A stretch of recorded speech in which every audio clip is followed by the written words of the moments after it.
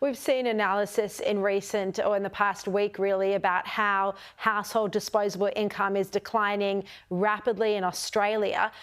We're not comparing favourably with other countries around the world. Why is this the case?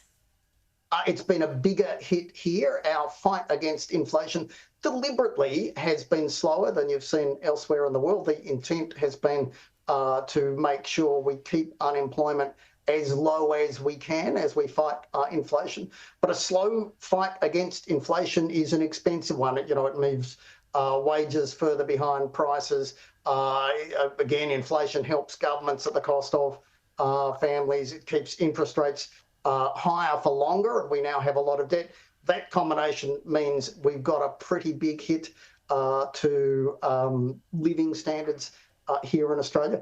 Data out tomorrow should start to show the beginnings of a rebound. The tax cut and the energy rebates, come with a variety of effects, but they do help our standard of living, and you'll see that in tomorrow's numbers.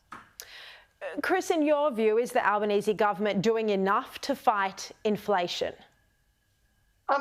No, I don't think so. And to be fair, that fight is and mostly should be with the Reserve Bank.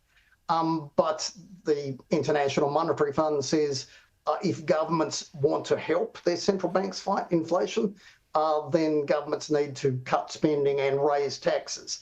Or in other words, if inflation is a problem of too much money chasing too little stuff, governments can help by taking money out of the system.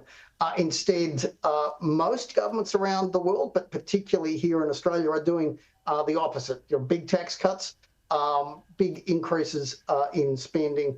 That isn't helping the fight for the Reserve Bank.